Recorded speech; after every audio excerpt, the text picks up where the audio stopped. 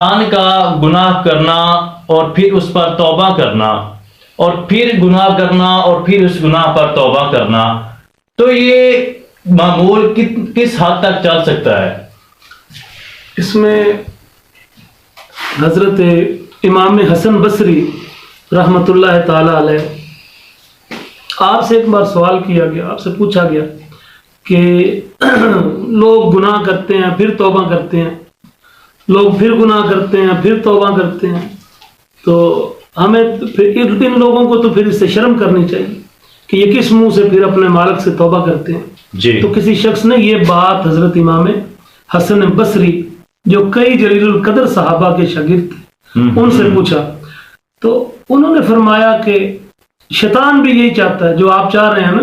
کہہ رہے ہیں کہ جی ہمیں بار بار توبہ کرنے، جب توبہ کرتے ہیں پھر توبہ توڑ دیتے ہیں، تو حسن بصری کہتے ہیں کہ جو آپ سوچ رہے ہیں نا، شیطان بھی یہی سوچتا ہے کہ بس بندہ پھر توبہ کرنا چھوڑ دے اور اللہ سبحانہ و تعالیٰ سے شرما جائے۔ تو فرمانے لگے کہ بندے کو کوشش کرنی چاہیے کہ وہ گناہ سے بچے، لیکن خدا نہ خواستہ اگر اس سے کوئی گناہ ہو جائے تو وہ مایوس نہ ہو، اسے بار بار توبہ کرنی چاہیے۔ بلکہ اس سلسلے میں صحیح بخاری کی حدیث نمبر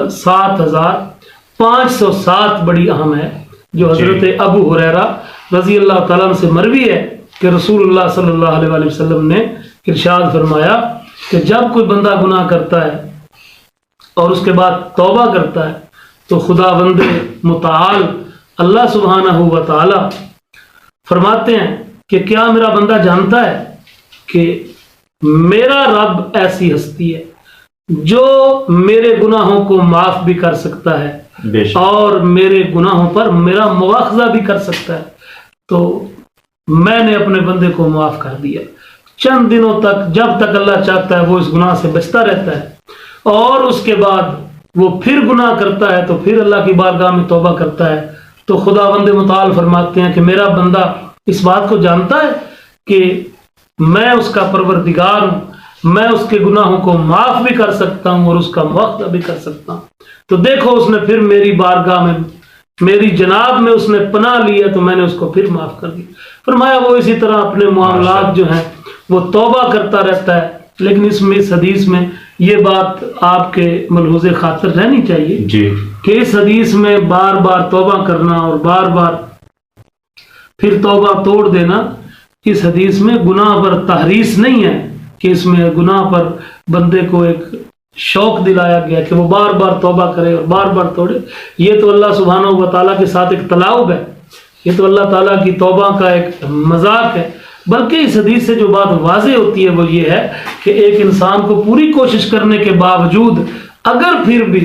وہ نفسانی معاملات میں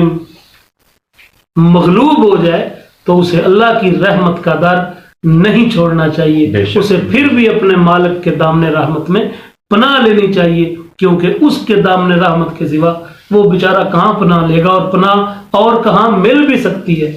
تو یہ میرے مالک کی ایک کمال وہ بندہ پروری ہے کہ بندہ بار بار گناہ کرتا ہے تو اللہ بار بار اس کو بخش دیتا ہے۔ بے شک بلال صاحب، گناہ کرنا ایک نہایت ایک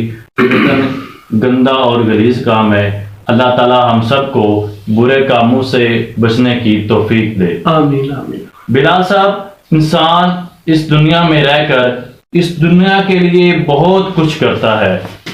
تو میرا سوال یہ ہے کہ اس دنیا میں رہ کر انسان کے کون سے ایسے اعمال ہیں جو اس کو مرنے کے بعد بھی اس کے کام آئیں گے؟ بے شک اللہ کے رسول مقبول صلی اللہ علیہ وسلم نے مختلف موقعوں پر ایسے اعمال کی نشاندہی کر دی ہے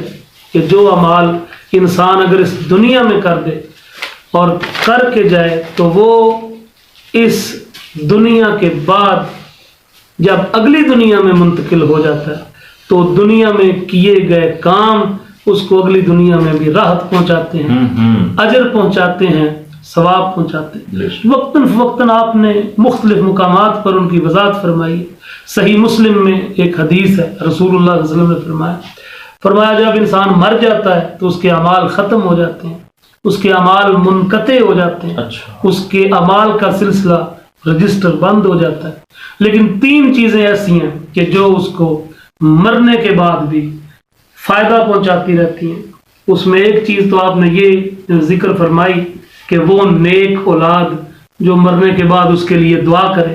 جی. دوسری پھیلایا ہوا علم جس سے لوگ نفع حاصل کریں. اور تیسری وہ تیسرا صدقہ جاریہ کہ جس